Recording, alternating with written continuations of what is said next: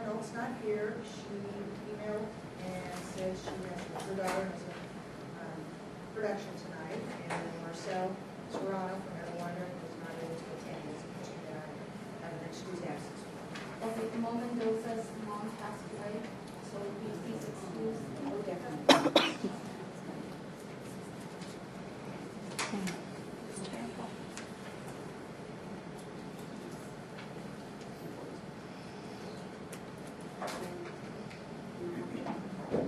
And we'll start with public comments. Non-agenda items. Christie? Yes. Oh, well, I had an agenda item to cover for A4 for the member attendance. Can I start with that one? I have a yellow paper with a lot of ones to cover. Yeah, but let's start. You want to do public comment? Okay. Okay. Non-agenda items. No problem.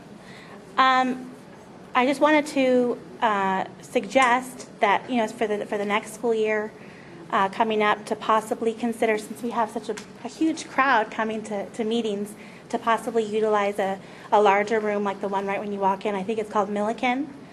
And then it could possibly be more of a setup of like a round table, because it kind of feels like you guys are all facing each other and we're kind of just facing you, and just more conducive to community input, which is what this meeting is all about. And the other thing that I wanted to just briefly mention was, in the full packet that was online, the annual budget and all of that information that's now here today, quite a voluminous amount of information for everybody to have to review just upon arriving here, because it's my understanding that this is the first you've all seen it, so, as well as myself. So, maybe something to consider for next year, give a couple of weeks, people can absorb the information. That's it. Thank you very much.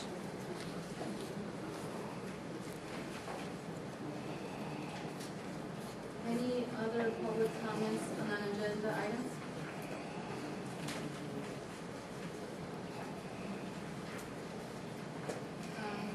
Ms. Stephanie Brown? Hi. I just want to let everyone know that I'm kind of getting acquainted with this process, and so I'm kind of here and there. Sometimes I pop in and sometimes I don't, but I wanted to just ask if there's any possibilities to have the CAC representatives' contact information available so that the community can have access to it and maybe discuss items, or just to get to know who the CAC members are for the district. I personally didn't know who our representatives were. I didn't have a location. So is that something possible, that the CAC members' contact information could be made available if the public community would like to contact them? Or is it somewhere I overlooked it? That could be the case too. I think at some meetings we've put out cards if you would like to be contacted by your CAC representative. We can give them your personal information, but I would not necessarily want to be giving out personal information. They have these are their home phone numbers. And I wasn't speaking so much on behalf of me personally. It's just that I'm speaking on behalf of a personal experience. But by all means, I think that would be something that it would be made available to others. That was my first impression when I was looking for it personally. I'm not asking for anyone's personal home or personal email address. I'm envisioning, like most organizations, they have contact information for the board members, not their personal email address or personal information. I just think it's helpful. It sets a warm standing. It invites the public to make people aware that the board members of any board are made available for whatever reasons. I'm learning to gain a better understanding of what each of your roles are. And so, again, I just had some personal questions. And who might be the Chaffee district? I'm Chaffee. Okay, and what about Etiwanda? Is there an Etiwanda district rep too? Okay.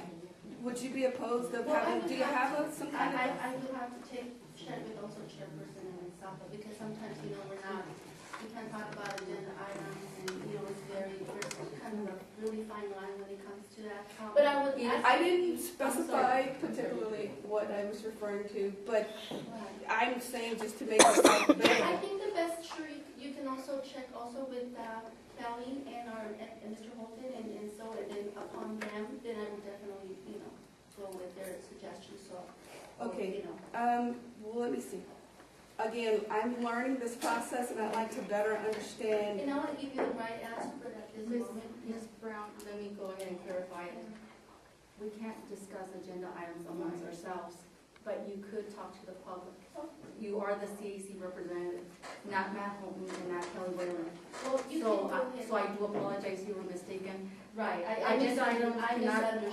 Yeah, cannot be talked amongst us, but you are the CAC rep. So, yeah, I misunderstood your comment about agenda, because you mentioned, talking about agenda items, so I misunderstood No, that. I'm not speaking about agenda items, but I'm saying to make yourself available to the community. Oh, So okay. if there were any matters that the community wanted to address in regards to this setting, and their special needs kids, I don't know. I'm learning the process, Yeah, so. and I'm also learning, because we're all parent volunteers here, I'm Okay. not an expert in this myself, just like all of them, so definitely, and we will definitely go, and I will, also speak to Mr. Holton. I would rather do that also, and just make sure. Mr. Holton is, Our superintendent. Right, no, I director, understand. make sure that we follow. again, how is that association? Well, they select us.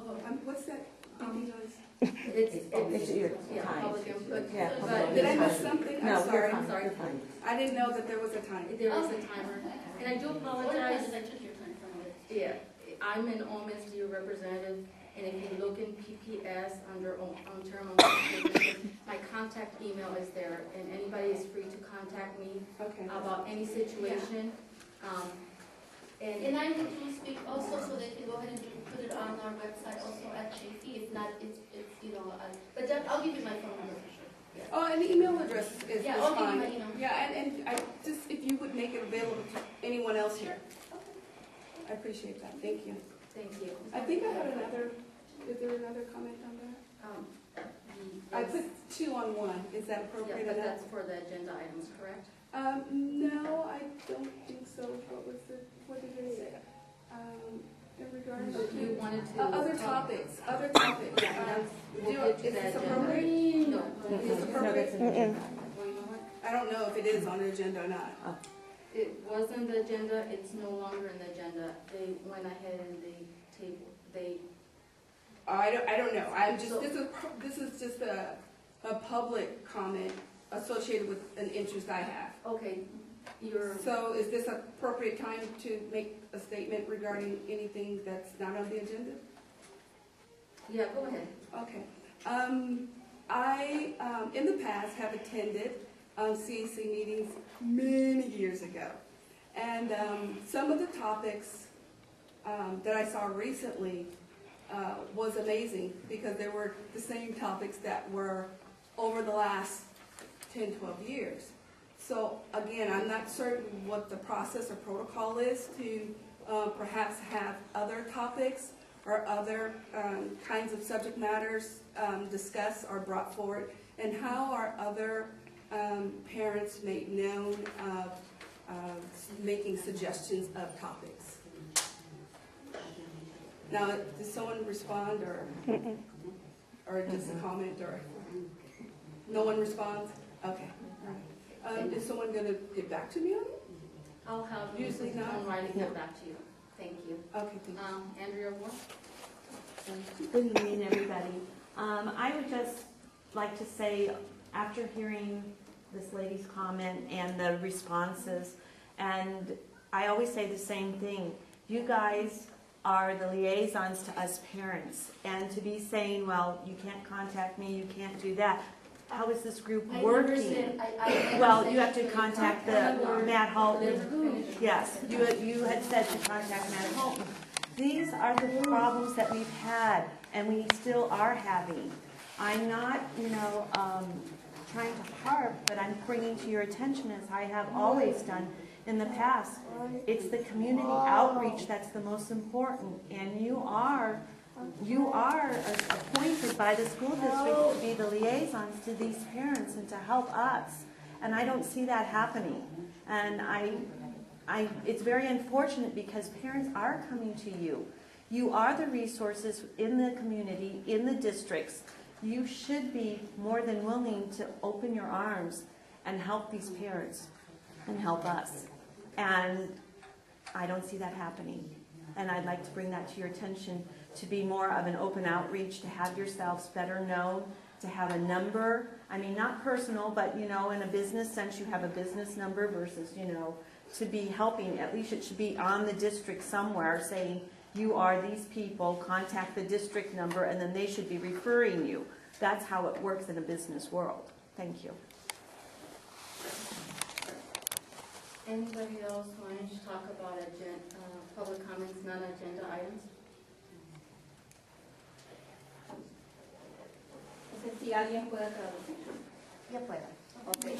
Mi comentario nada más es, no sé por qué tenemos que estar aquí en una esquina como niños castigados y por qué también no se hace una invitación al más padres de familia que representen lo que en realidad hay aquí, 10 distritos más un condado, y muchos padres no asisten aquí porque no hay cuidado de niños, están interesados en venir a aprender, pero no hay ni espacio para que los traigan y que permita continuar con una reunión si los traen a ellos. Okay, what we're discussing right now is that her concern is, okay, this room is quite small.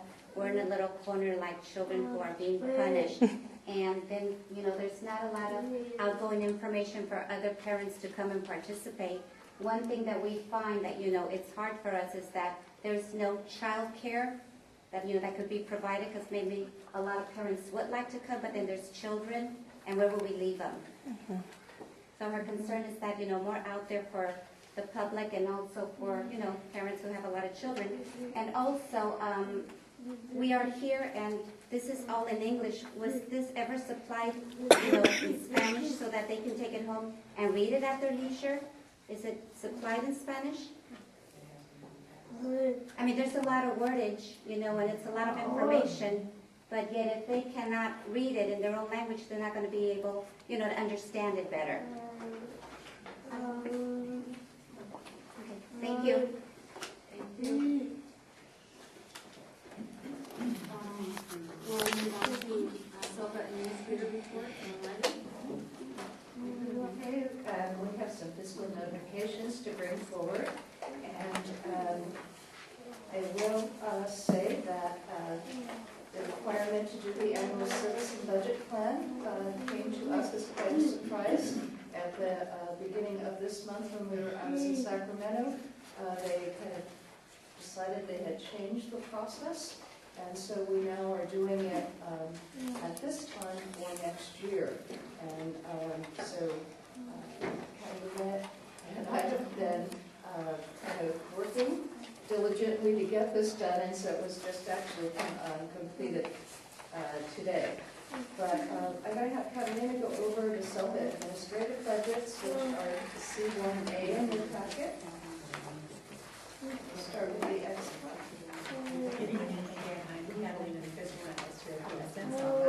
And I'm going to just go ahead and review the administrative budgets for the West End South.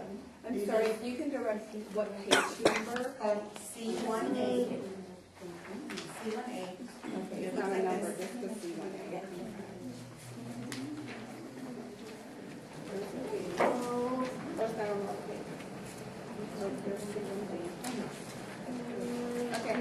Okay, go ahead and moving forward. The first budget that I'm going to go ahead and review is what we call our X-Quad budget, which is also our 282 budget. So if I ever say the 282 or the X-Quad budget, this is what we're referring to. And first of all, I'd like to, before I start going over this, I'd like for you to hold any of your questions. No, we can't hear. This particular budget. She said just the whole. But we can't hear. We can't hear. That's not a question. We can't hear. She just said hold all questions until after the budget she goes over. Okay. Usually I talk too loud, I know, but we got the fan. Okay. So what I'm asking is if we could, first of all, when we're going through the first budget, which is the first 2 pages of this item, This is our ex-pot budget, and our ex-pot budget is basically a budget where we have some of our staff members actually budgeted here, as well as this is where we cover all of our non-public school and non-public agency expenses, as well as our legal expenses, and those are the majority of the expenses that we have in this particular budget. So what I'd like for you to take a look at is if you go all the way to the right-hand side there, this is a summary of the 12-13, so this is our next fiscal year budget. We have, in the first category, that's our revenue. So we have a total of $10,012,776 in revenue. And that is all revenue that is coming directly to from our 10 districts and or the county office of education to support the students that are being served in basically our non-public schools or agencies, as well as some legal costs there. If we take a look at our expenditures, you'll see there's a section there that says account range, where it says the thousands. The thousands are our certificated staff. So those are teachers or any credentialed staff members that we have in this particular budget. The 2,000s are our classified salaries. Those are staff members that are not certificated. They do not have any type of a credential. The employee benefits, that includes our health and welfare and all of our statutory benefits. So that might be, I might miss some of them, but basically there are our health and welfare, our unemployment, our Medicare, so those are the statutory benefits that are required as an employer to go ahead and provide for our employees. And then the supplies, those are our 4,000s, and those are and it's detailed on the next page, so I can go over that for you. But there's $3,075 in supplies. And you see the majority of our services, there's $9,567,000 that is in services, which are our 5,000. And those are mainly, the majority of that is for our non-public schools and non-public agency costs.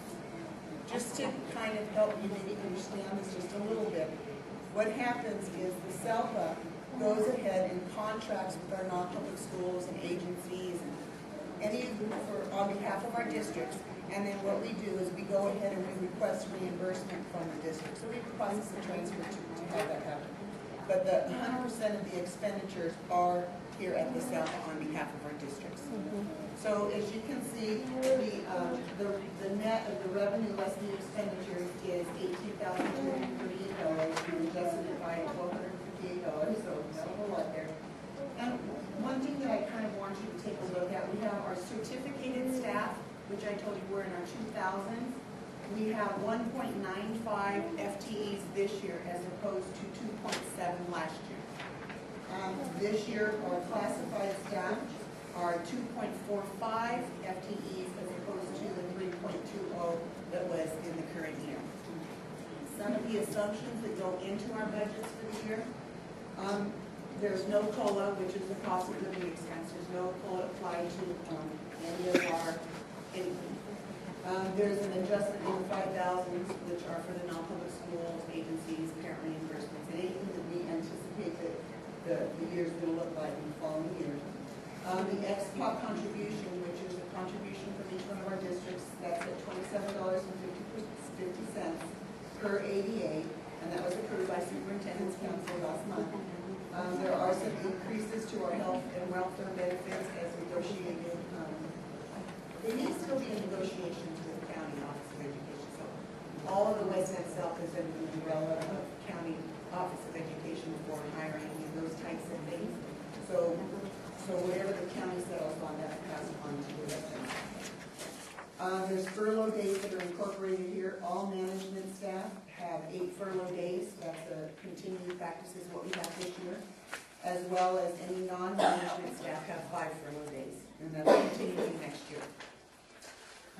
This is just a note, if the reserve of $500,000 is not met, then we could go back to the districts and we would address that with the districts prior to doing that. The majority of the adjusted FTE changes were for mental health services. We're now funding through mental health or have a different funding source. So some of the staff members that we had in our ex-pot budget this year, we've moved them over completely. We've actually moved them this year, but it wasn't at the beginning of the year. We're in the process of getting that all done. But next year, we've moved our FTEs because of the mental health. So that's the biggest reason that you're seeing the change in the FTEs that I talked about. I'm going to go to the next page briefly. And this is the detailed information that's summarized on that front page. So if you take a look at the revenue, you can look at the 8,000 total, which is maybe a quarter of the way down bullet there. That's going to match the front page. And this is the detailed information.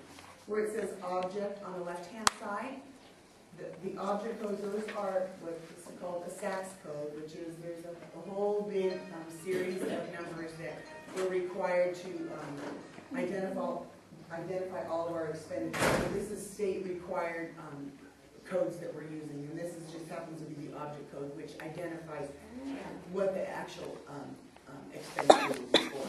So as you can see, we've got all of our certificated staff, our classified staff, our health and welfare, and the detailed information on our total XPOT budget. Does anyone have any questions on the XPOT budget?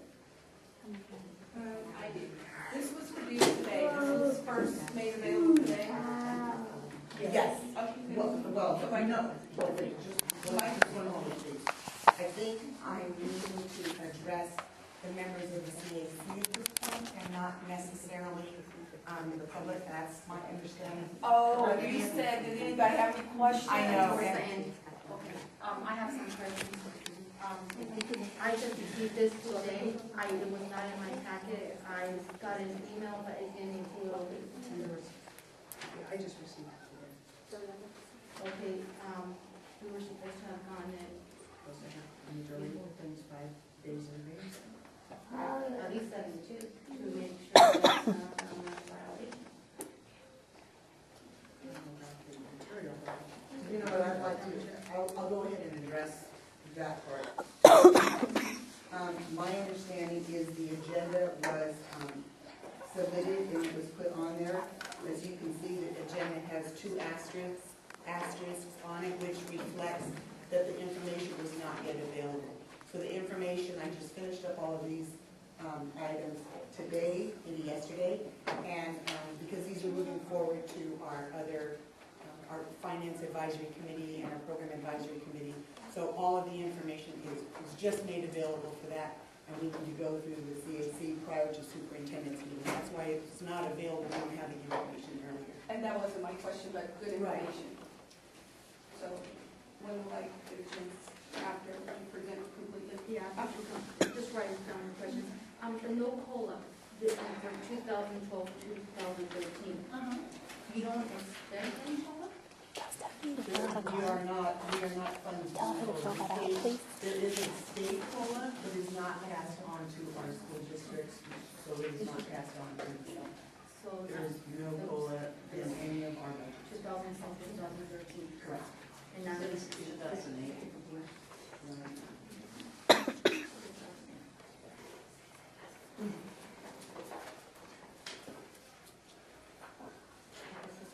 Okay, move on to the 284 budget. Okay, the 284 budget, which is the next couple of pages, it's identified there. You can see it also says the 1213 for life services, and these are, this is the funding budget that we have for our program specialists, for the administrative staff, for our clerical support, for non-XPOT, non-grant positions, and non-fee-for-service mental health positions. So this is specific to our regionalized services, and the majority of it is for administrative services as well as our program specialist services. So this runs basically the same way. You can go ahead and you can see the revenue. The revenue that we receive, this is a state-funded revenue, and we basically get $15.16 per SELPA-wide ABA that goes for regionalized services. So that's the $1,750,000 on the very first line there under 1213.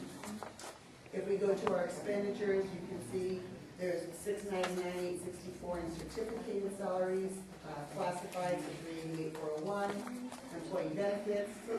It basically follows the same structure that we went over in the 282 budget. As you can see, there's the net revenue less expenditures of $57,891. So basically we have funding there, there's additional funding, so more resources than expenditures at this point in time.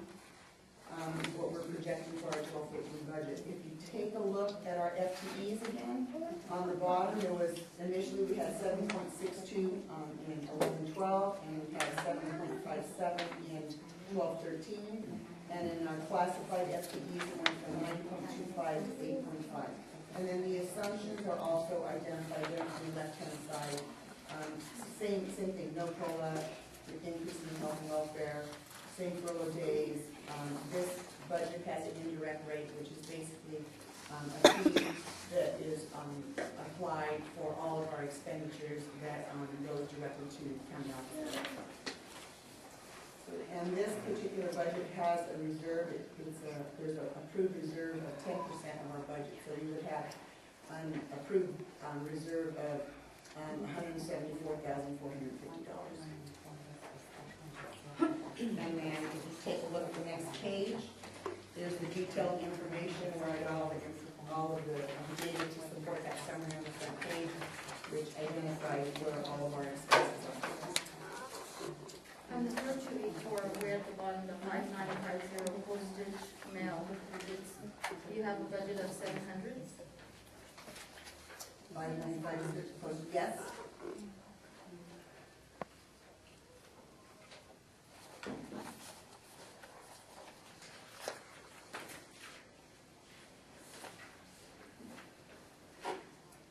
Any other questions from the CAC? The indirect, I look at it as kind of like a tax. Any of our expenses that we have, so the indirect goes to pay for county office, which will process all of our invoices, actually cut our checks for us, they actually do our payroll, all of those types of kind of administrative costs and services that are not provided here at the WESELPA. County Office of Education goes and does that, and so those funds go to County Office of Education to support that. Yes, yes. And as you can see on 284, the percentage is for 12-13 is 7.55%. The current year was 6.86%. And the state actually sets those rates, so the county doesn't decide what it would charge us. It's set by the state.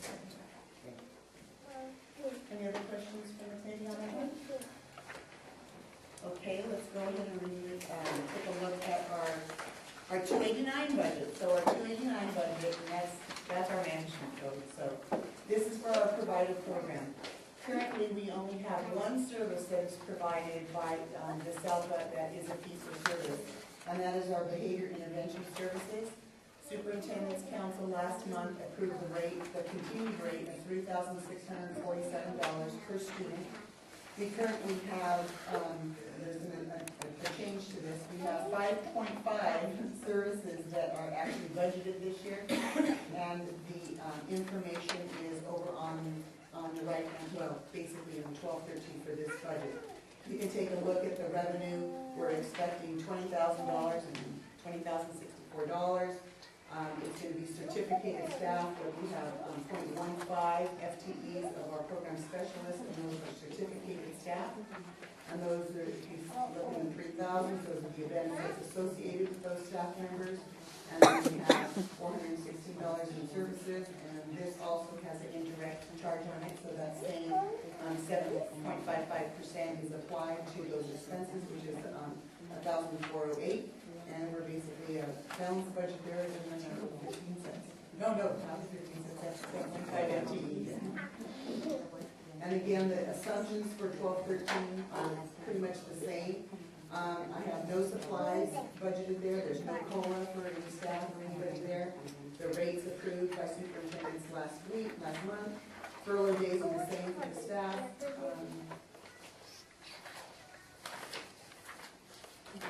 You know what? I need to correct this for our next meeting. see where it says classified FTEs in 11 and 12 include contracted counselors? That is a true statement, but there are no counselors in the 12-13 budget. So that is true, but there are no, that was kind of confusing. There are no 12-13. I'll just take that out. And then again, if you look at the next page reflects the detailed information where we go ahead and identify those and budget those accordingly. Any questions on the opportunity for service?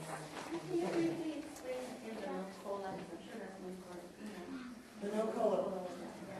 Well, kind of to summarize it, there's a cost of living calculation that I'm not sure if it's a state calculation or if it's a federal calculation. It's a I think it's a state calculation. I'm not positive. But there's a calculation based on what, how our economy is going and what, if there's an increase in cost of living. So I believe that there's actually a small percentage of the cost of living that is being experienced. However, the state is not funding any of the COLAs. So that's why there is no COLA identified in any of the budget. Does that help? Cost of living. Cost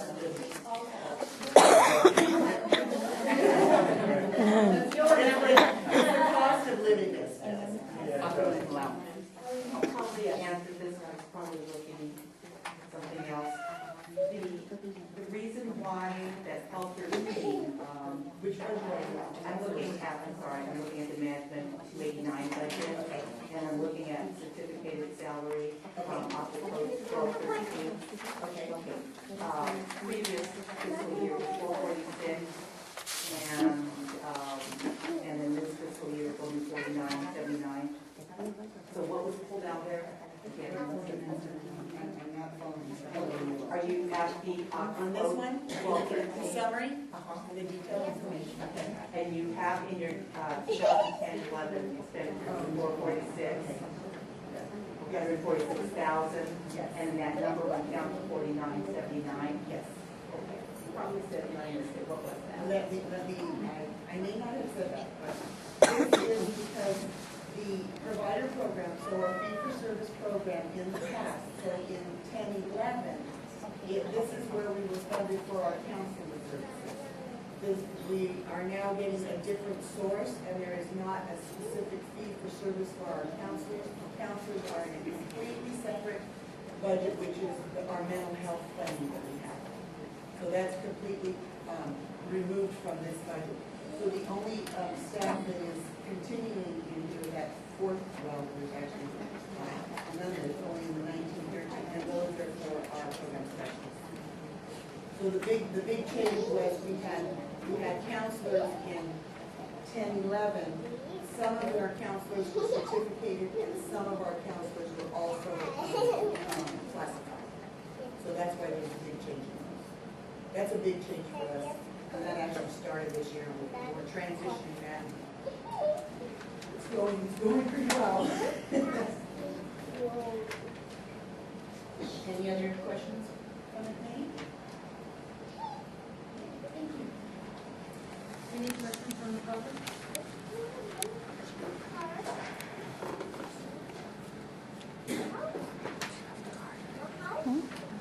No. Actually, I have a little bit of an accounting background, and my concern is not always personal, but I speak on behalf of the community.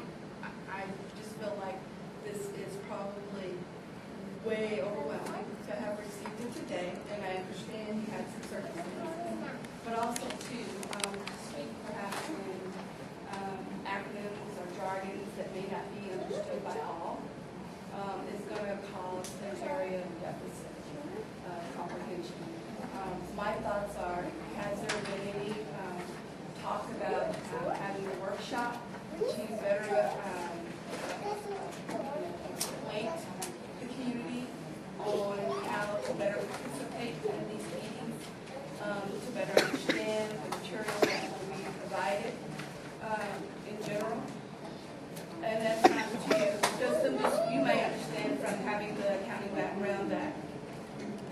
going to be comprehended by everyone.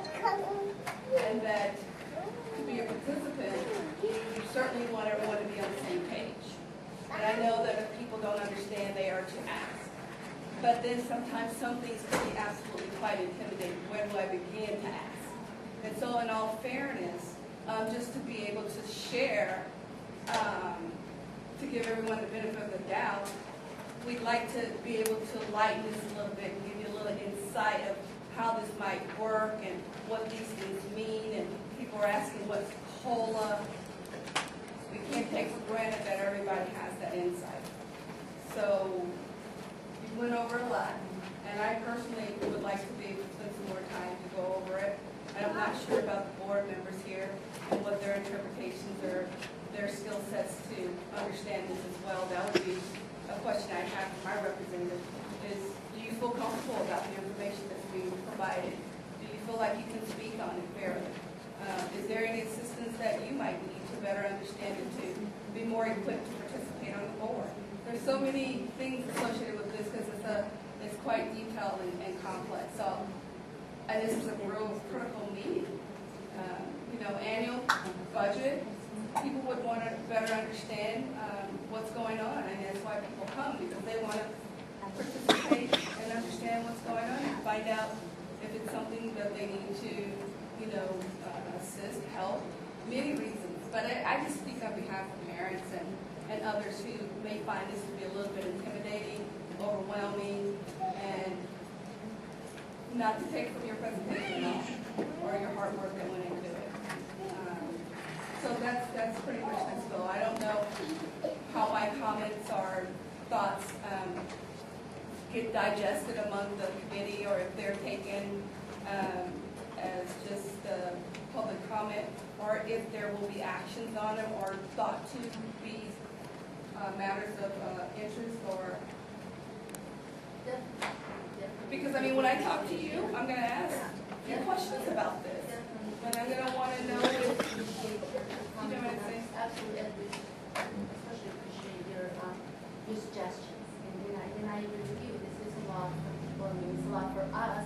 We don't have accounting background as CAC members. We all have. I'm a hairdresser. I can tell you anything about it. And the only thing to remember, but I'm not an accountant, but I try to understand as much as possible. And I think there's always improvement. There's always need for more like you said, percent and educate us on this understanding more. So I totally appreciate your comment, and I do.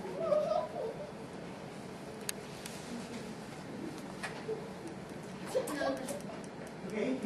On the 5712, Which budget? on either one of them, because I see the same thing is in one and in another. It's the same code, 5712. Okay. The print shop. Okay. In management, there was on one of them was 4,846, and then 2011, 2012, 2012, 2013, there's zero. I'll address that in the two. I'll go ahead and address that in the 284.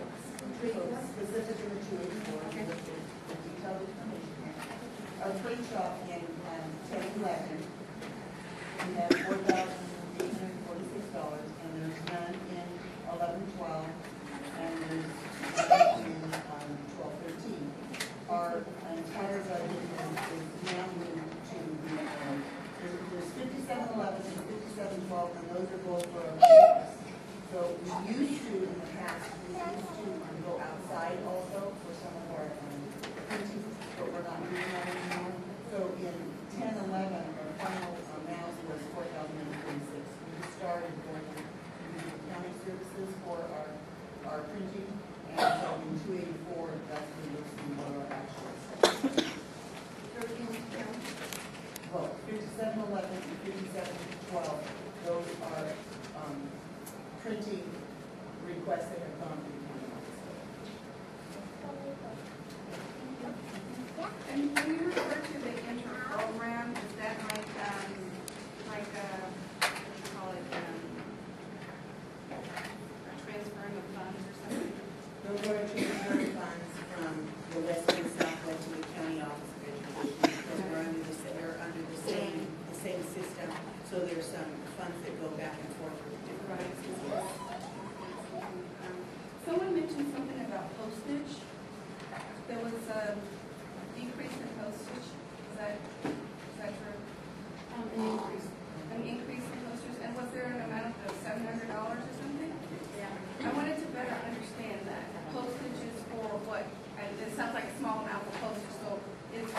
particular budget, is that for what, 284? The postage budget is actually for any US mail that goes out. The majority of the WESELPA postage is in the 5700s because we have a mail service and mail delivery service. Yes, so that's why the amount of that is as low as it is. Because we have, the county provides our delivery service of mail between the districts and WESELPA and the county. So that's where So the expense is on their end. the expenses on our end. So 700 seems like a really low amount. Is that just like, It is low now, that's what we're projecting, and we're projecting $700 to be in US mail. We actually spent $345 in 10 weapons in our finances. We don't have the numbers. Do you have metered postage? We do not have, well, it's not considered metered postage. What happens if the WESELPA is sending out any US mail, we can send it out two different ways. One, we can send it with our courier service, the county service. They identify what account it goes to. It goes to the county office. They do what they do to get it to the post office. So they may meter it at that, and we do not have metered mail here at the WESELPA. We send it to county office. that's what I'm asking. So the expense associated with it actually getting out is not here because you're saying that it goes to the county office and they actually, whatever it costs for them to send it out, the expense stays on that side. If you take a look at,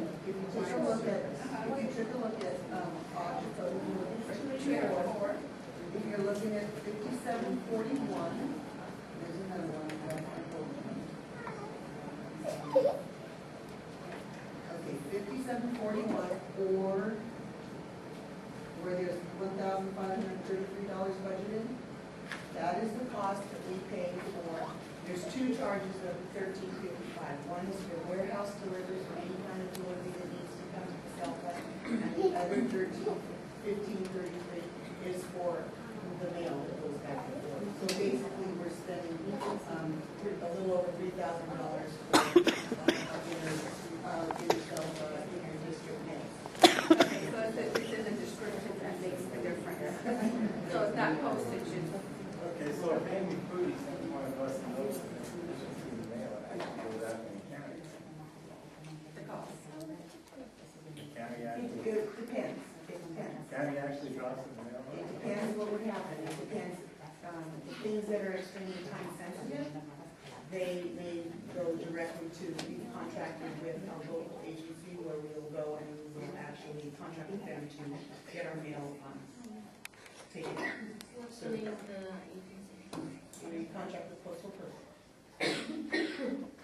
And then they pick it up and take it to the post office for you? We contract with them, we deliver it there, and that's the service that we pay with them. So yes, there's no extra charge for it, they don't charge us a fee to do that. We take our mail there, we get the same US postage rates that are there. If there's any kind of postage that requires a signature or anything like that, that's all done through, most of the time, it's done through Postal Service rather than the county mail. We can do it county mail, but it takes a little bit longer, so it depends how time sensitive it is, the way we will do it. I appreciate that explanation because I think some people, most people, and I myself need clarification, would have thought $700 only for postage seems very low. So misunderstanding could really take place for people that may not know that kind of interoffice transaction.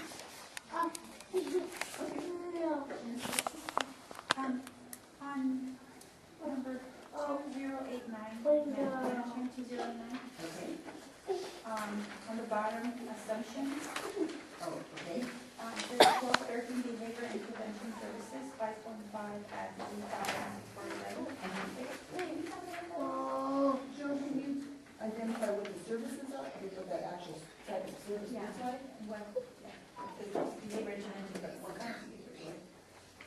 It's when you're at the IEP, determines that they would like a WESELPA staff member to provide some behavior intervention services. It's generally services to the classroom teacher to assist in behavior management for a particular student. And what is the 5.5? What is that? I'm sorry. No, that's what I said, 5.5 is a little bit odd. And the reason it's 5.5 is what we do at the salary. We take the average of our December 1 count and our April 1 count, and we take the average of that, and that's what we use for the next year. So our December 1 count was 6, our April 1 count was 5, that's why it's 5.5. I guess he's thinking of a half a kid. We're talking budget, we're not talking budget. You're welcome. And it's kind of distinguished between the program specialists who go into classrooms anytime they're asked that this is a regularly scheduled service.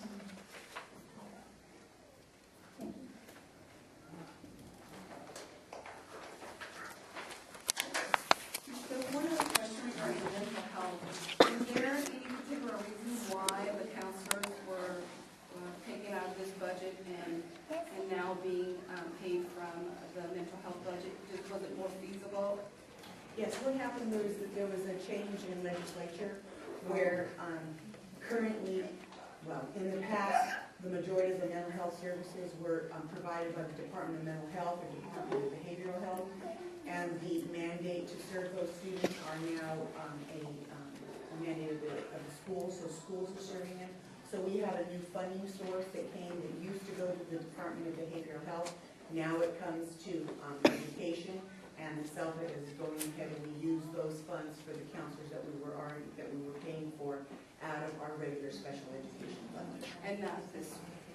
Correct. It used to be in 289. It used to be a fee for service when we provided those services, but now we have a funding source. A funding source that's appropriate for our mental health counseling services. So that's Which comes straight from mental health. It comes from the state. Actually, we get state funding and federal funding. So we receive state and federal funding through the allocation that comes through us, rather than how it used to go to the Department of Behavioral Health. Okay. Wow, that's straight. You get the first right off the top, huh? We've also doubled our staff, in order to meet that need.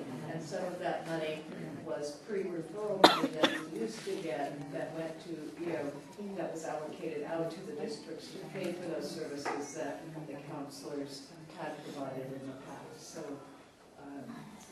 it's not all new money, and we've also, are continuing to do some of the services that we've provided, and then also now have taken on additional responsibilities.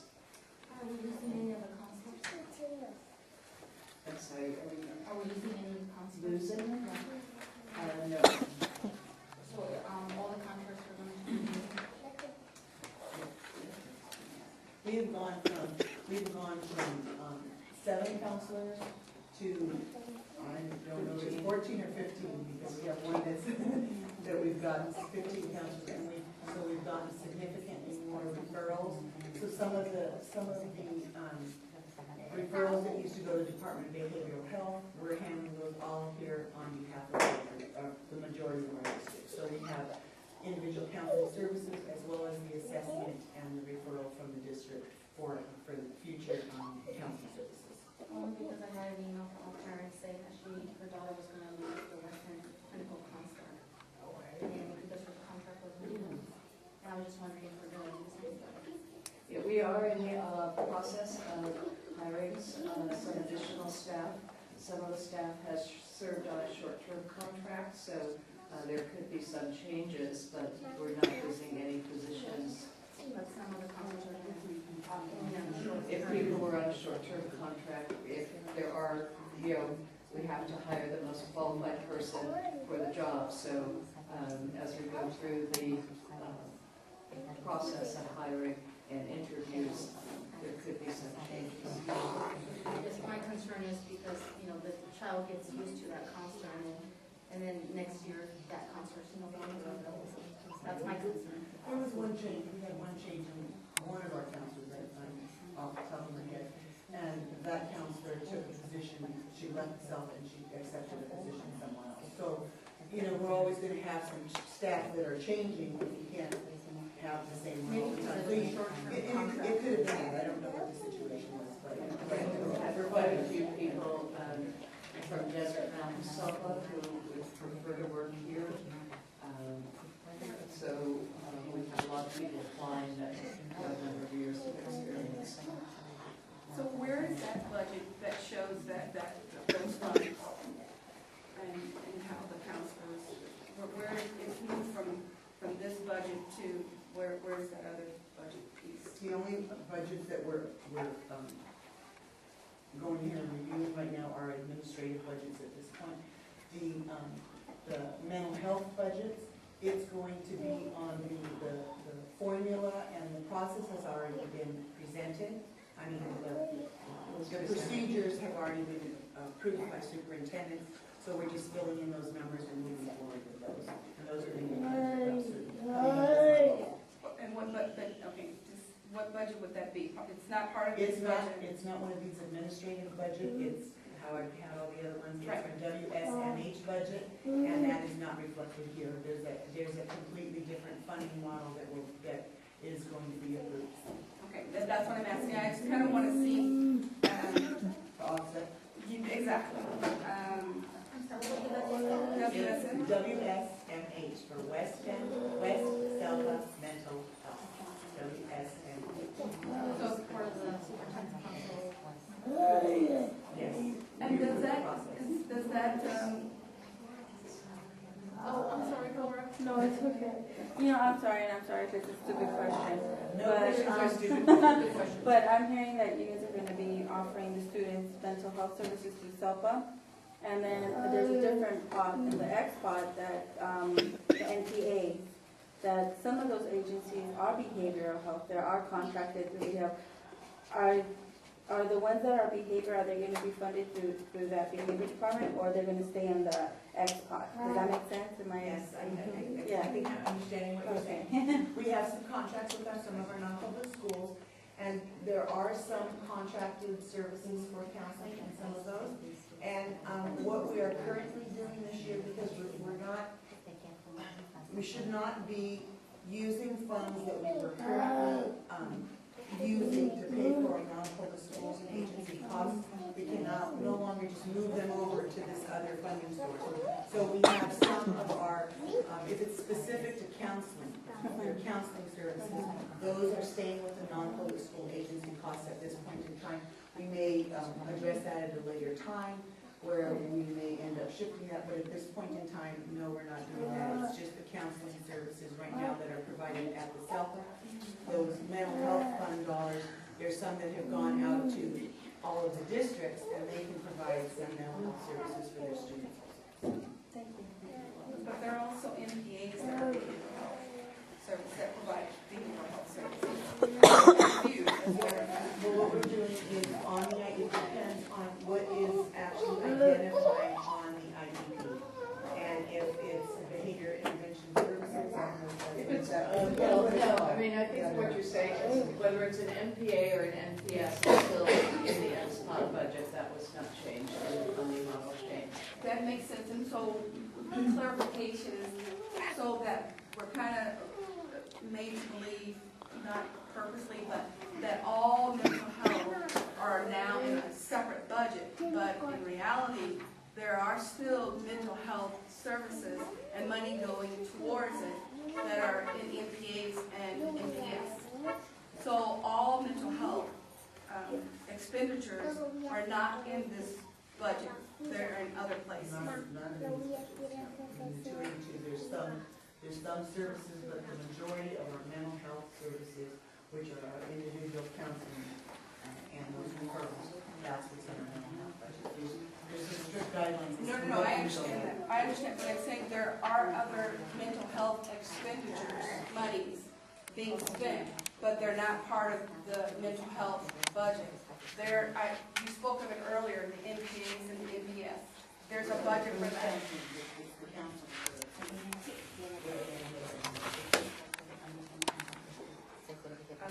So is there a separate budget for the offer behavioral health, ABA services? ABA services are not considered Yeah, mental health. the ABA services don't meet the requirement.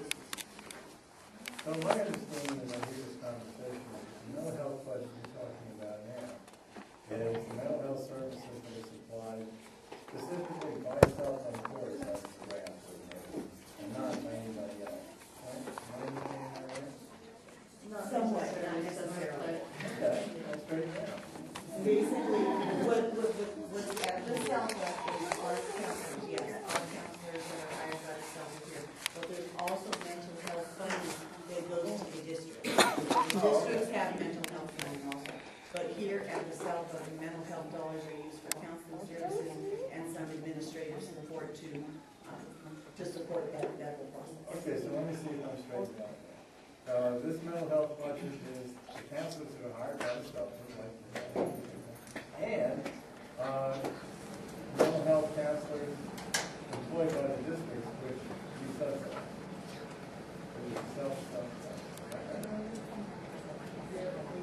They receive funding through the Southwest from the state. Okay, so that's the mental health budget. People you employ and the people that you feed in the different districts that are also doing mental health. The districts are allocated the budget for mental health. And that's their duty, that's that money goes to them, they're accountable for that. And It also covers residential treatment costs, and it does cover some students that I don't have the capacity to serve. We contract out with other agencies for specific services, especially to mental health. Okay, I think I might be straight down. And I think I have a narrow vision of counseling, because you just mentioned a lot of other services that fall under that umbrella of counseling. Of mental health, yeah. But you guys are using counseling, so I'm thinking, just one kind of one-on-one, but you just conveyed like a whole scheme of other examples. I mean, excuse me, sorry. But residential, you're saying also comes under that, mental health. And do you refer to that as counseling, or is it another category too? residential mental health. We're not going over mental health. We No. don't have any information. So you're going to, the direction you've given me is that it's WSMH budget, and we will have an opportunity to speak on that, or comment on that, no? In the previous, They already approved it. At a previous meeting. You recall the date, maybe it was February. March. Okay, I saw that, that's the one you're referring to, okay. Yeah, I saw they have the interns that will be hired on that budget, the interns,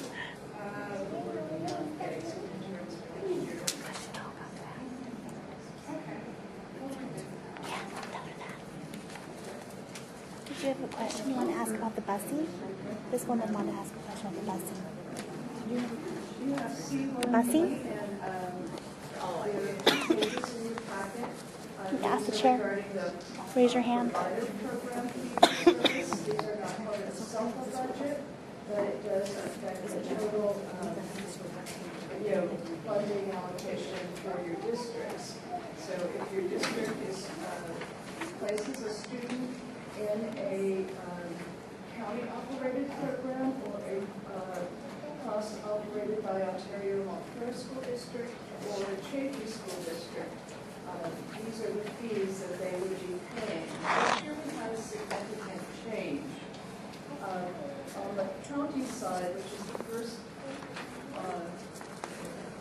page you see, you have a number of fees about midway through the page. And up until now, we have just 3 rates. There was $16,374 for any type of special day class.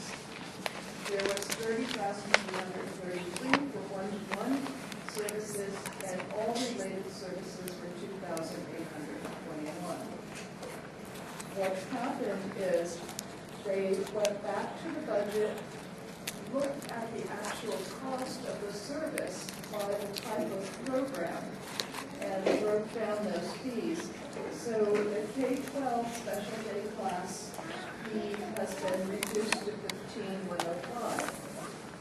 Preschool, since it's only a half-day program, also has a special rate, and that's less at $11.77. Community day school rates went down the most because there is special funding for community day school that these other programs don't get.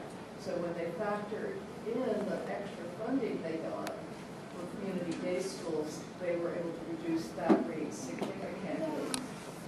Low incidence itinerant are itinerant services for students who are visually impaired, have orientation and ability needs, or are deaf and hard of hearing. So these are students that are generally in regular education classes. They may also be in special day classes, but need some additional support due to their handicapping condition. That fee is a totally new fee, and it would have been, and previously it fell under related services, but because these services are unique and there's a much smaller caseload, the county decided that it needed its own fee. Intensive autism, we always had an additional fee for students who are in either preschool program or kindergarten program, where there is a 2-to-1 student-staff ratio. And it's an ABA-based program. And so that fee went up slightly. And then 1-to-1 aid services went up slightly. So overall, it's a very different fee structure for the districts who are referring students to county schools. And when we look at how it affected the districts, because most of the savings is in community day schools, it essentially lowered the cost for our districts that have high school students. So our two unified districts, Gino and Upland, and Chaffey District, will end up paying less for their county services in total, whereas our elementary districts will end up paying their cost for county services will actually go up. One of the other things that was recommended was for other regional provider programs like Ontario Montclair School District and Chaffey District, it was determined that they should each come up with a fee of their own based on their actual costs, because at the end of the year, they were having to give money back to districts. Right now, districts are very short on cash. So you don't want to be overpaying for something, even though you get the money back at the end, because you'd like to have the cash on hand for your own expenses within your district.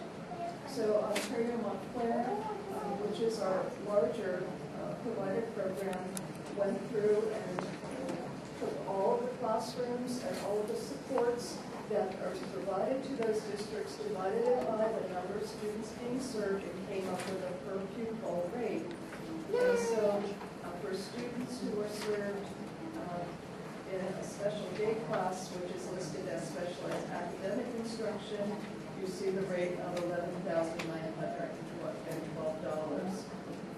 For speech and language and APE, again, they took cost of those teachers doing that service, as well as any other associated costs like supervision and supplies, and all of the kinds of things Catalina went over, mileage, and the courts divided that by the number of people served and got the rate of $2,075 for speech and language and $2,144 for adaptive PE. And then they have their one-to-one instructional aid rate, and so all of these rates were approved last month at Superintendent's Council, and so individuals sending their students to Ontario Montclair district classes would pay these rates, and so it actually is less than the rate they paid before, but they probably won't get anything back at the end of the year. So it was decided Chafee has, less than 10 students, I think? 3 students that they serve from another district. And so rather than have them go through all the computation, it was agreed that the rate that Chafee would charge would be the same as Ontario Montclair, with the assumption that they're structured as a school district. Their structure is similar, whereas as a county office, you have separate principals and administrative staff instead of one school pilot. Questions on that? Speaking to the board? Questions from the board or? Right.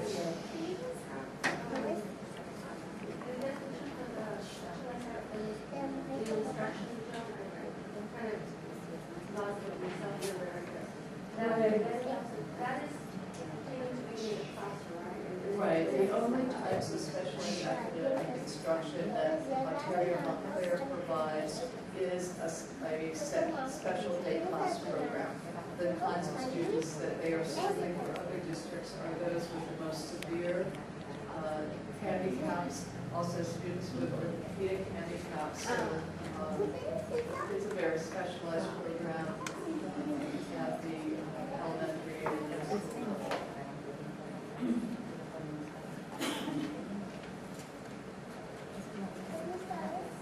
So specialized, I think Phil just used specialized academic instruction as kind of the new term that CDE invented, and it's probably the one you see on your IUP. And this, it could be resource program, it could be special day class.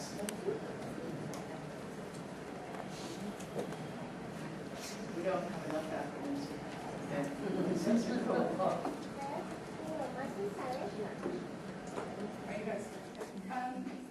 You just spoke about the head or the cost per pupil, and you said something about Montclair OMSC being the largest group. And so this is kind of like an example or sample because each district has a per pupil count, or is this is going to be the guide for all school districts? We have 3 regional providers. One is county schools, and they are the largest. They serve more students than any other district above the regional provider programs. Okay, the second largest would be Ontario Montclair. And then Chafee is another provider program that right now, they're only serving 3 students. Okay, when you say provider program, you mean that there's special education and there are services that are provided to the students. But the service is not being provided by the school, is being provided by these groups, either county or programs that are at Chafee, but there's only 3. Some of our districts are large enough to provide all the services, most of the services they need at district school sites. Others are much smaller, and so there's not enough students within those grade ranges for them to serve those students in their school district. They wouldn't have enough students to make a full class. So because we're a WESELPA, we're able to offer regionalized services. So if you have a student who is visually impaired, it's a very low number of total students in our WESELPA. If every district had to provide an elementary class for visually impaired kids, we would be paying for 5 teachers where we only need to pay for 1. I totally understand the cost savings because it makes sense. You kind of allocate, all the monies, put all the monies together and identify which group needs money. So I think what I'm hearing is that the groups are here, and which are the kids. They're placed here because that's where the services are. But it may not necessarily be the most appropriate placement for a kid. That's up to the IEP team to No, I'm decide. just saying, but if you, the model kind of looks like we've got this group here, and this group here, and this group, and we've got these kids with these needs. And so they're gonna fit over here. We already budgeted that they're gonna be here. I'm just saying, the model looks like that. It may give the perception of that. I'm just saying. I think that, the parent also takes into consideration that they would like their child to be with other child who have needs that are learning Braille, and so, they determine that that's the appropriate placement for their child. It's, up to each individual IEP. Also, there's different classes that meet the same needs in different districts. It's not the only program. Exactly. I'm just saying, it creates that image. It certainly does. As you even explained it, it's like we've got all the folks over here, because they've got the biggest population, and you don't have to utilize county services because Chafee's or Ole Miss D basically have their staff to service the population of kids with the various disabilities. But it sounds like they're all over here. I'm just saying. You know what I think? I think maybe to clarify, what happens with these provider programs is, let's say I'm at a Wanda school district, and I have a student, there's a student at a Wanda school district, and as part of their IEP, there's a specific need, their appropriate placement for them is determined that it's going to be in one of the programs that county offers, or it's in one of the programs that OMSD offers, or it's, well, we don't intend because it wouldn't be taken. So as part of the IEP process, they identify what the best place is for that student. And what we're doing here is we're identifying the costs associated with that. So what happens is Adewanda will pay, if they go to a county program, they know how much they're going to be spending to serve that student outside of their district and not in their district. And I totally understand that, because it sounds like there's been an over budget in the past, or an under budgeting. You're trying to get it so that you can be certain as to what the true cost is going to be. But again, that's a little bit sticky. Does that include the transportation as well for the IEP kids? It doesn't? So it's the boundary of the district cost for the program. Transportation is a separate cost. for the IEP kids. So this is just basically to give an idea of how the estimated cost will be for the district. If the child, the IEP team, the parents have decided that this is to give an idea of the cost. No, this is budgeting. They're budgeting. These are actual numbers. They're using these numbers to put in the budget. They're not examples. These are what they've come up with. Exactly. Right. Yeah, they're not examples. Right. It's based on actual expenditures, I mean, that's what. No, I'm not saying that they're unrealistic numbers. I'm just saying that they are real numbers that are used to budget with, to be more accurate, to prevent over and understatement. Kelly, I want to clarify this if I'm wrong. So OMSD used to place these kids in county, and now they have their own program with their own speech and language, adaptive PE, specialized academic instruction. So now they're going to service their kid in their district.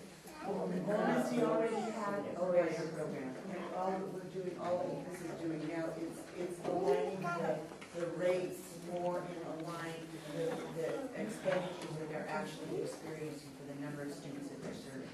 So OMSD in the past had a provider program. Their rates were based on the county program, and the recommendation was made to go ahead and isolate those and to identify what our OMSD costs and what our county costs, and budget that accordingly. So we budget those. These are the dollar amounts per service, and then we budget those. Well, we don't budget it, but OMSD budgets it, and county office basically budgets it, just based on the number of services that are actually being provided. And as I had said something earlier, where we average the December 1 count and the April 1 count, that's what we use for our projections for the following year. And and this is the model, the OMSD was the model that you took all the services from. For OMSD. OMSD presented that this is what their costs are. Okay, but I think Joan said something about that these numbers were also used for another For Chafee District, and use the same rates. So in that case, they weren't compiled for Chafee, but Chafee is going to utilize these numbers. Okay, and so they have 3 students in the Chafee District in the Chafee school, or are these NPS or NPA students? No, these are just students, I believe, from Upland District who attend school, who were placed by the IEP team in a specialized program at Chafee District. And so, looking over, Chafee has a specialized class for students with orthopedic needs. Ontario, and so, Upland doesn't have that type of class. And so, they're placed in the Chafee So class. then, so OMSD, how do I say this, can be viewed as the school that offers, it's almost like we want to call it a specialized school because they have the services. They offer specialized programs. Right, so, after when WESELPA was, kind of first formed, Ontario Montclair School District offered to serve all of the students who have severe disabilities and students who have orthopedic disabilities in specialized programs. And so the students at Moreno School, which has a therapy unit attached to it, they serve all of the students throughout our WESELPA that have orthopedic impairments. But these are students who have generally average intellectual ability, very capable, academically. And so they have a lot of specially designed equipment, a lot of assistive technology, and they're able to teach those students how to make use of that, because especially when you're little, your needs are changing, you're developing your motor skills still and your ability to use your equipment. And many of these students, once they leave Moreno, go back to their home school. Once they are able to learn to use the assistive devices that they're provided with. The students at Lincoln School, and they just had an open house last week, and I told the principal she really should have invited our CAC members because it would be really good for you all to see the specialized kinds of programs that they operate. These are students with very severe multiple disabilities. So then that's great. I understand that concept, and it just sounds very specialized, and maybe it should have a bigger highlight on it, because it otherwise, the way it's kind of was explained, it's kind of like they're over here, and we got some over here. But I think it's a good idea that you get specialized, and I personally have an interest in knowing if there are other specialized programs, like more academic-based reading programs for those who have reading diagnosis deficits. I think where you're going with this seems like it makes sense, because obviously people are really using when the kids are getting specialized services. Is it the direction to do that in other schools, or to make other groups, or are there plans for, and that's kind of the budget, but I think we're kind of off topic. Okay, So, the next part, C1C, is the annual service and budget plan. We used to do this at a different time of the year, and it comes in 2 parts. The first part you see is our service plan, and that's pages 1 through 12. And the state provides a description of special education services. Each WESELPA then adopts those services or modifies, or they do have the option of modifying the description of the service.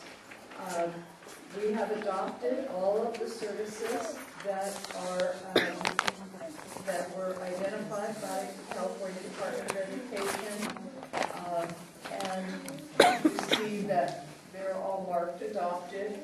There's nothing in the modified column. However, we have a column called not correctly utilized. And this means when I went through our system, our state system, there were not children who had these services on their IEPs. If a child were to need that particular service, an IEP team determined that that service would then be provided because it is an adopted service within our WESELPA. And so we will move this forward to our Superintendent's Council at our June 1st meeting for them to adopt the service plan. The second part of this is the budget plan. And we'll go back to Catalina, our budget expert. Okay, this, as John has Probably a lot more complicated to understand the budget part.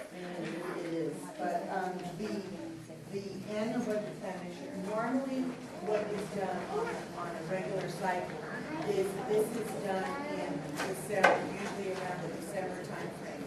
CDE, as John had mentioned, CDE has made the requirement basically that we were just told a week or two ago that these need to go forward, superintendents get approved, a plan for next year. So there's a lot of assumptions that are in this budget because we do not have the data. The majority of the budget of our expenditure were based on last year's expenditures as reported by our districts. So what this report does, it identifies the different revenues. So the first page there is a summary of the revenue sources that we have. So we receive local property taxes, that's the self-list. We get state, which is called our 86 entitlement. We get some federal dollars that come in. We get a preschool federal dollars that come in. We get a preschool local entitlement loan. So there's these different funding sources. There's the infant programs, the infant funding that the county operates. There's staff development that goes to the SELPA as well as to our districts and town office. There's some other grants, like our TPP grant, our workforce grant. There's a few other grants that are there. 859.94. And the mental health, this is a big change. We weren't sure exactly how to project this, and what CDE requested was that we just come up with a plan, identify how we anticipate spending our money and basically kind of what funding sources they're coming from. So this is a new one to add here. So we're anticipating that we're going to get $7,043,000 in mental health. And then the SEC revenue, that's the basic funding source that districts receive, as well as counties, will receive from the state to fund their needs. So that's the special daycare revenue limit dollars. So these are revenue limit dollars. These are separate dollars that are coming to the district to serve the students. The same revenue limit, not exactly, but pretty much the same. It's for a regular ed student or a general ed student. So it's basically, they get X amount of dollars per student per their average daily attendance. That's how it's calculated. And then that's how they get their revenue. And then you see the subtotal of $110,656,482. And then after that, you see this encroachment of unrestricted dollars of $64,886,000. That is the effect that special education has on the general fund on all of our districts. So special education is not 100% funded. This is the encroachment, so this is where money has to come from the districts to go ahead and to continue to provide the services that we need to provide for our special education. So if you take a look at the expenditure side, that's, and you'll see in parentheses, that's the goal that we have to use. How I said that there was a big, giant, long, 26-digit number. Basically, those four numbers in that big, long number means the administrative support. So this is the combination of all of our districts, the SELPA and the county, for all of our special education funding. So admin costs are $33,205, regional services is $4,991, regionalized program specialists is $405,962, infant services, and then you've got preschool services, then you have severe and low incident services. So students that have are either a severe and they have identified as low incidence disabilities. Their the costs are shown there, and then you have your 522 non-students. And then really kind of it's a placeholder because we're not sure exactly how the districts individually are going to be spending their mental health money. As you see the mental health dollars coming in, we're showing that we're going to spend all of that money. It's kind of a check and balance. This is how much is coming in, and this is how much we're going to spend. We do not know if that's all going to be spent this year or not. They actually can carry it over 1 year. But for planning purposes to establish a budget, these are the funds that are coming in, and these should be the expenses that we could have expenses up to that amount this year. So that's what's on the summary page. And if you take a look at the second page there, basically that's the summary by district. So what happens, all of the information where it shows the budget and expenditures on that second page, that's what the districts, each one of our districts reported to the SELPA in September of last year. So these are last year's projections for 11-12. So those are the projections they expected to spend this year. That's the data that we have collectively as a SELPA. Like I said, the procedures all changed, so we don't have our updated data. So we went ahead and used the data that we have to play. And that's how we move forward and establishing what we're proposing our budget.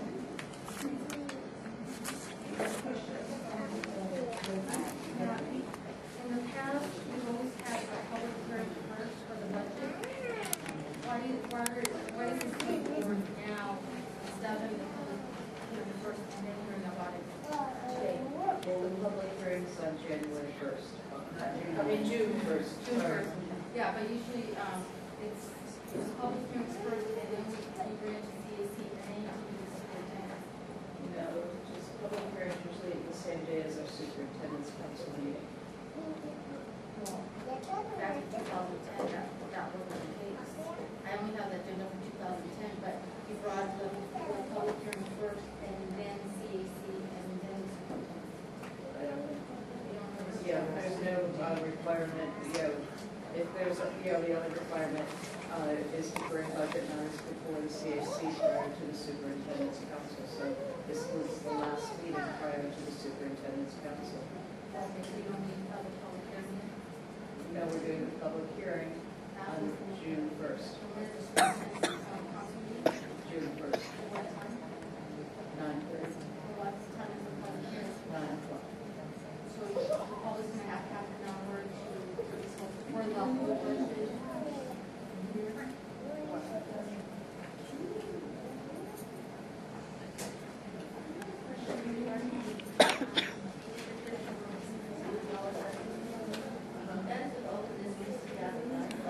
That's correct. Yes, that's correct.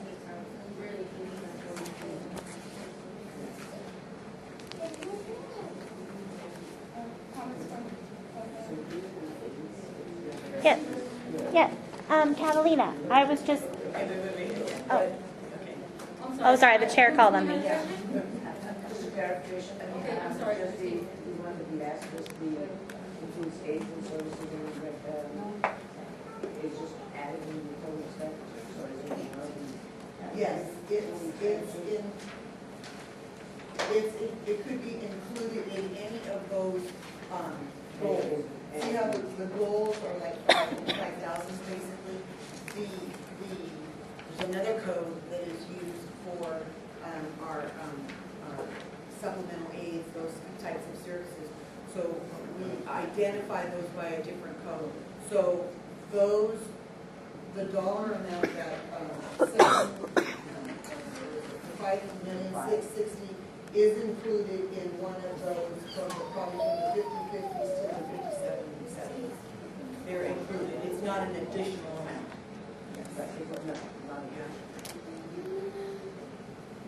Any other questions from the CAC members? Christine, you have a question?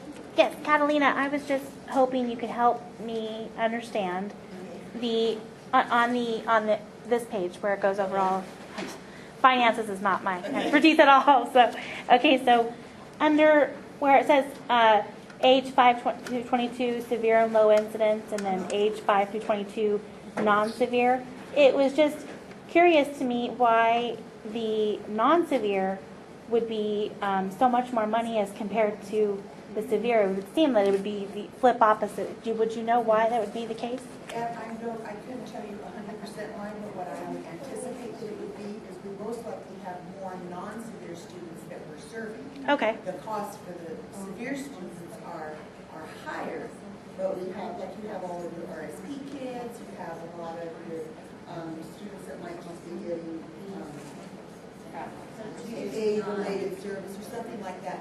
So the dollars that are reported are the way that each of the districts, Right. the county, and WESELPA are actually budgeting.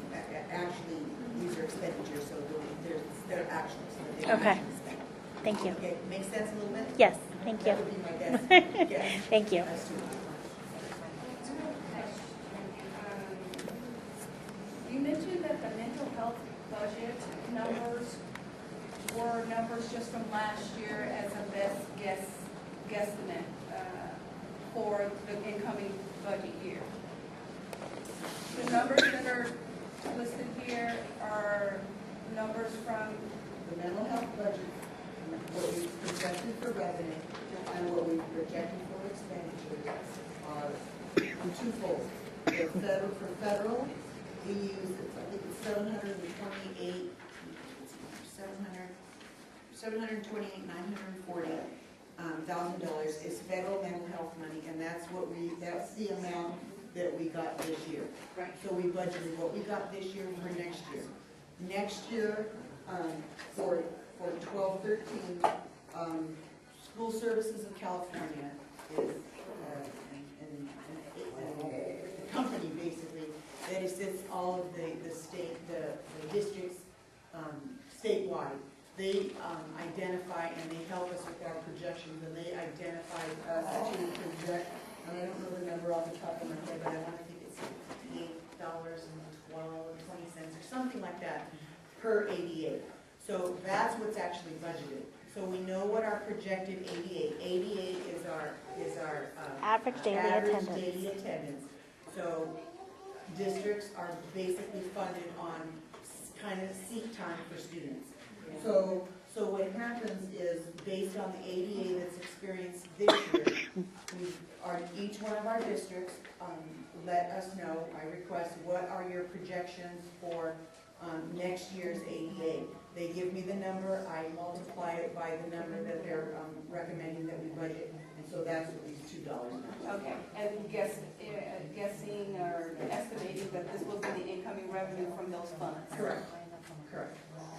And are those funds budgeted out that's the part I think I heard and wasn't clear on. That amount of money the use of it is not budgeted out. So the use of it is not budgeted. That's what I thought I understood. No. Okay. I maybe misunderstood. Okay, Or so- maybe I didn't explain correctly.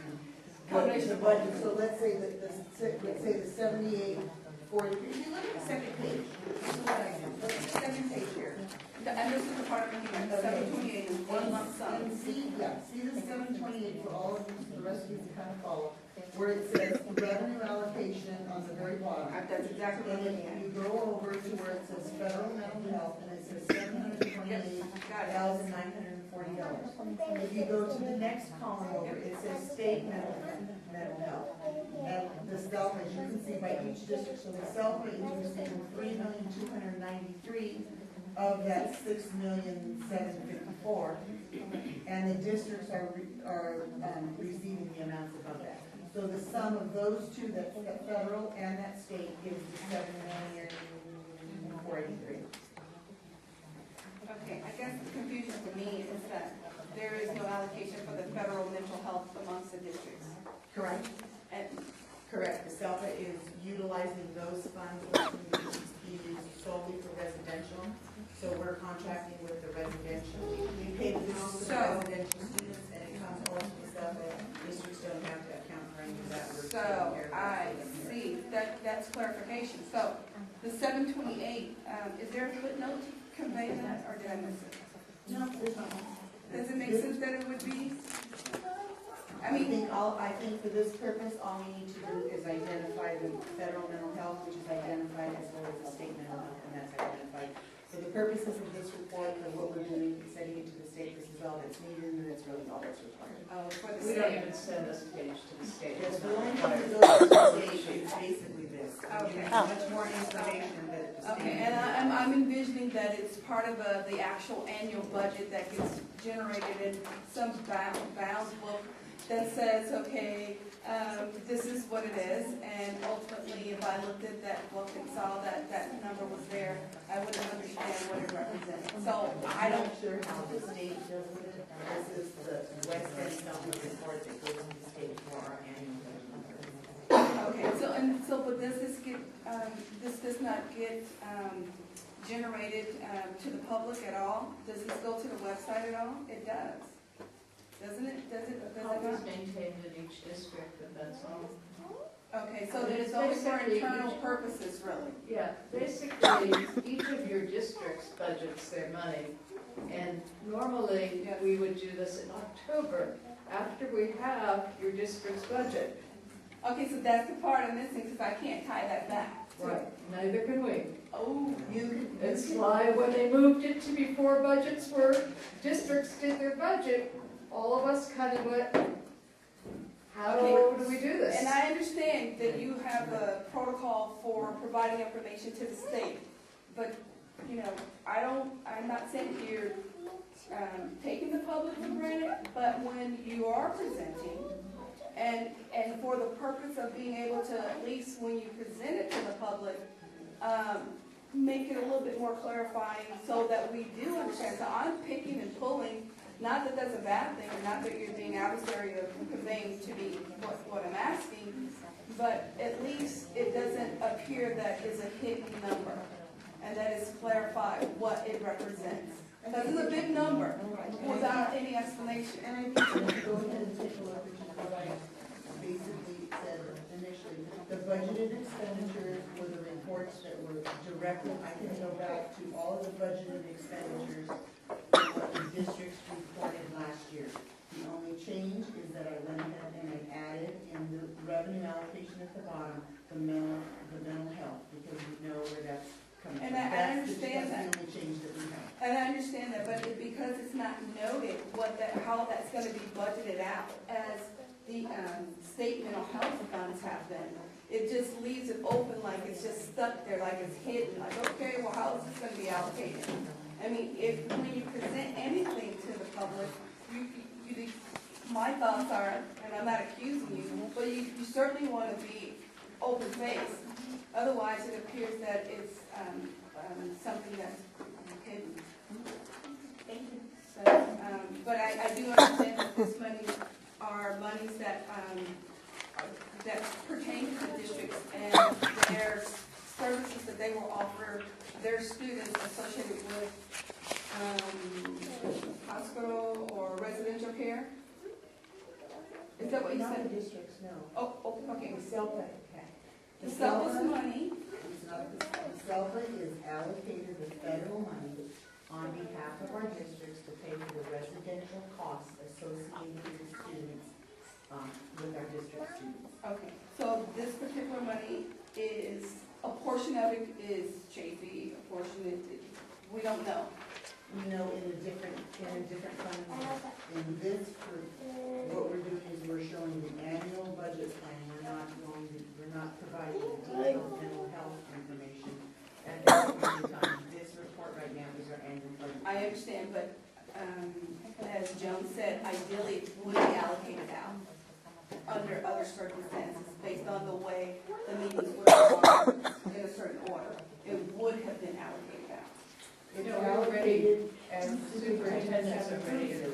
So it's allocated the way the So superintendents have already approved it. whichever, I would have to look at Chafee's to combine them all together to know how this has been allocated over all the schools. You can see it right there on that sheet. Look at Chafee, go No, across. You know what I'm talking about? Okay, it is the federal mental health, the lump sum $728,000. That's not allocated across the schools. So that's what I'm saying, it is not.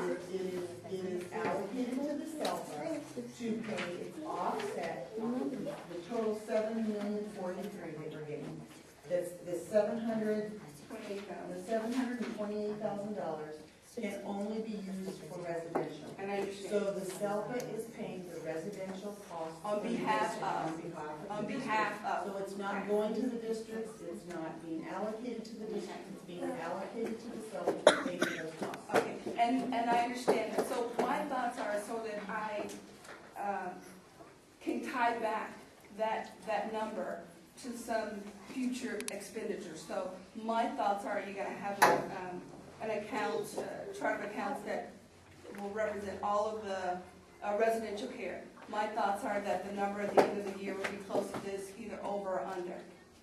Which I had explained earlier, the WSMH budget is what we have I at the understand, SELPA. yes. That is gonna have all Yes. of our federal and our state allocations, all funding, Okay. all of it will be in that. Okay, so I don't want to get confused when I look for this number and try to. One other item, and when I was at state self-administrators, the Tulare self-administrator shared with us a project that her CAC does, and they do a yearly calendar.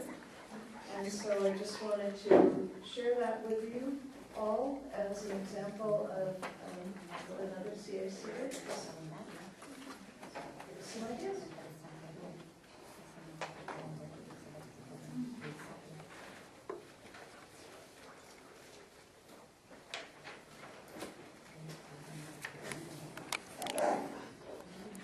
Thank you, Catalina. Thank you. Thank you. Are you open for questions? Can I accept calls from the public for questions? Sure, I'll leave your business card, I'll bring your business card. Oh, thank you. I understand that this action item for table for review, however you want to call it, but the public still wanted to speak on it, so I think, Christie, you want to speak on it? Go directly to you one. It was agenda, it was part of an agenda. The public thought they were going to talk on it. And according to the Brown Act, I have to allow them to talk on it because they feel required or they wanted to speak. Even though I understand. It's no longer on the agenda. But it was posted. That's the whole reason behind the second floor posting. So the public will know that we're going to talk about certain items. And I understand it was tabled. Don't get me wrong. I'm just allowing the public to speak on it. According to the Brown Act, that's why there's a Brown Act for transparency and accountability. And it was part of the agenda. So I don't feel comfortable telling the public you cannot speak about it because they were expected to speak about it. Do you want So to it would be an item that's no longer on the agenda. Right, but do you think the public knew about that? Which one The is it? public did not realize that was going to happen. So for them to travel all the way over here and for me not to tell them to speak about it, to me that's a disservice to the community. It's really up to, I think, the members here. I mean, we have some other items that are necessary to plan. I understand, but once again, the whole purpose of the Brown Act was for the public to be transparent on what we're doing. And I understand it was tabled, but do you want the public not to speak? Because if that's the case, if you choose not to allow them to speak, that's on you.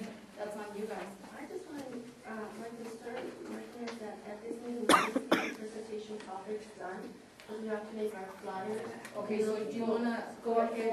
For the Matthew, the plan we sent to all of our school districts with the invitation to come to SELPA. for these meetings and the presentation, like after high school. Usually we put, our, I didn't get one this year.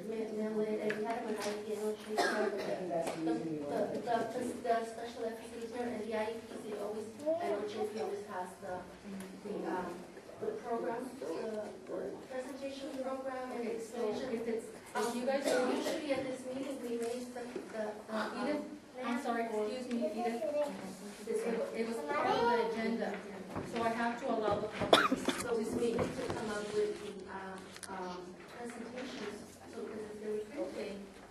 I'm just telling you guys, the Brown Act says because it was part of an agenda, and I understand that it was tabled. I just want to allow the public to speak because they thought maybe they were going to go ahead and speak on that agenda item. How many do you have? 1, 2, Stephanie Brown, and Christie. Go ahead, Christie. Which item would you like me to address? You wanted to speak on D 2, 4, 5, 6, 7. Okay. All right, so you would like me to speak on all of those at this time? Yes, please. Okay. All right, well, let me start with D2, which is the recommendation of public-private agency or Dave Palmer. This item has been in front of you guys several times before, including at 2 executive committee meetings agendas. And I wanted to read to you once again from your current CAC bylaws, which is section 4.2.3. This is the policy that exists currently, voted in April 2010 by the CAC and then by the superintendents for appointment of a person from a public-private agency on to the CAC. Representatives of private or public community agencies providing services to individuals with exceptional needs may apply to the Executive Committee. The Executive Committee shall recommend one representative for consideration of approval by the Superintendent's Council. Agencies considered for representation to the CAC may be, but are not limited to, the Family Resource Center, Inland Regional Center, Head Start, Early Start Program, County Mental Health, California Children's Services, and Department of Rehabilitation. That is what is in your bylaws and has been in your bylaws since April of 2010. That is the procedure that has been in existence. The Hope PTA gave the CAC, the Executive Committee, a letter in November of 2011 for recommending a specific person onto the CAC. And they followed the outline of what is the process in your bylaws that already exist. So once again, it's before you once again, the last meeting of the year, to get that done. The other one was a change to bylaw 4.2.6 to allow the board members from the 10 districts within the West and SELPA to serve as voting members who may serve as an officer. I think I brought this up to you. I know I've brought it up to the superintendents that I feel that it's an outrage that somebody who is elected by people within their community to be board members is not given the right to vote here as a CAC member, is not given the right to make a motion. They've been chosen. You've all been appointed by your school boards, but they're actually school board members that have been selected by their communities. You only have one at the current time who regularly attends meetings, and I just feel that that's an outrage, and I think that you guys should consider changing that, because I don't think it's right to exclude board members from being able to vote or make motions. The bylaw 5.1.2, the art and writing contest happens at the Ruth Musser.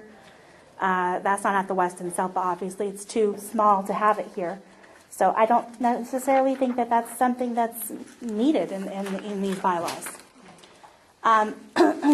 Number 6, the chairperson-elect, if you look at the description of what a chairperson-elect does, they are essentially a parliamentarian. So why not just call him a parliamentarian? That's what they do. They're responsible for knowing Robert's Rules of Order. The secretary, it says under her description that, and this is in 6.4, that the secretary may designate her tasks or his tasks to the Weston SELPA staff. I don't think that that's right. The secretary's job is to do the minutes. They can do the minutes. That's why, the person who was appointed or who was selected by you guys and voted in to be the secretary said that she loves to do minutes.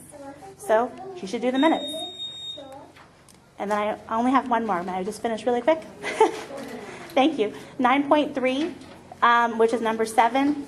Currently it says all changes require a 2/3 vote by the CAC members. I support the idea that it should be a majority of vote. 2/3 is a difficult one to get at. So those are my suggestions. Thank you. Anybody else want to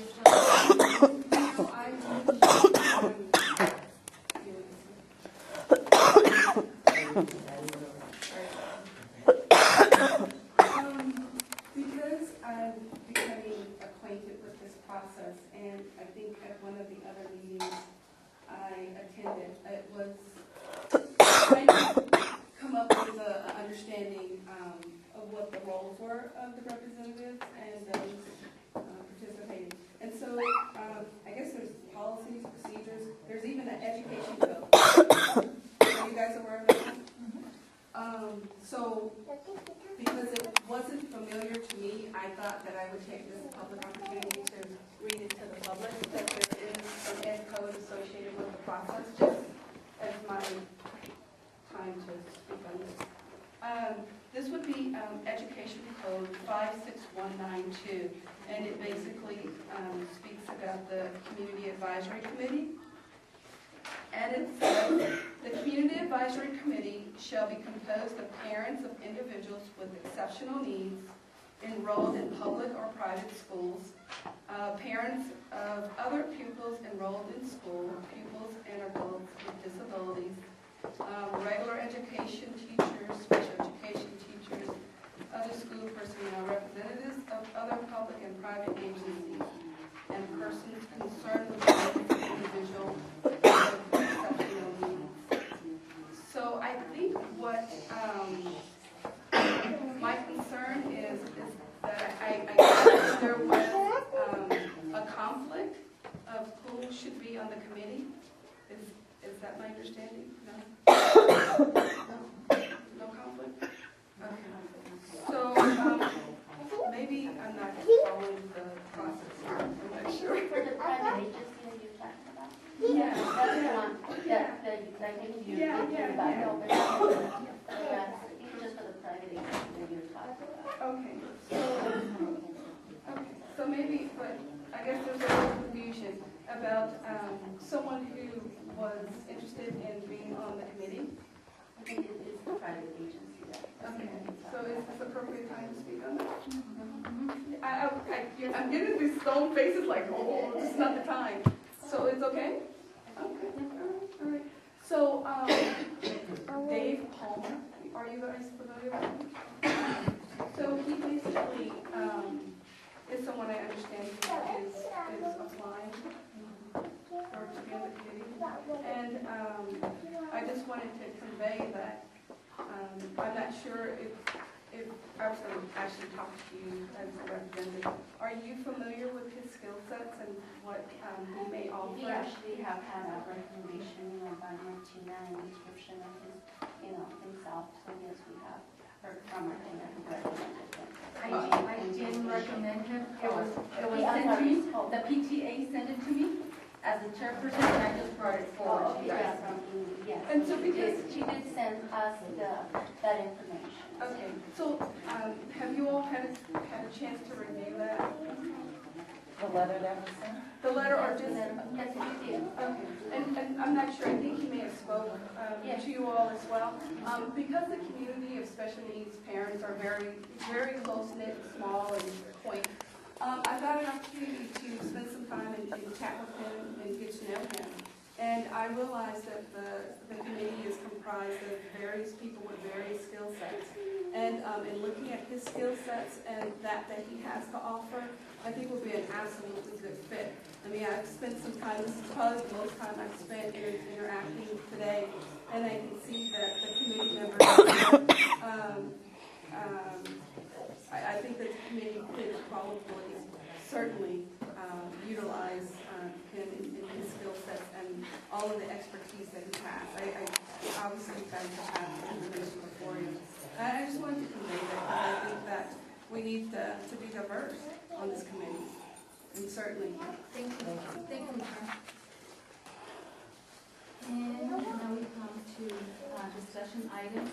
For the first one, CEC prior notification, I put Amy Cooley, because I think we put it on the agenda that Amy Cooley wanted to talk about it.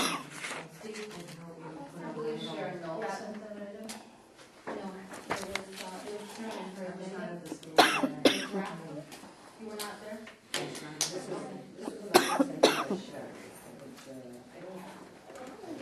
Sharon sent me an email with the draft of the agenda, and she put Amy Cooley, something about standing committee. Amy Cooley, the whole conversation came up, and I think, Rita had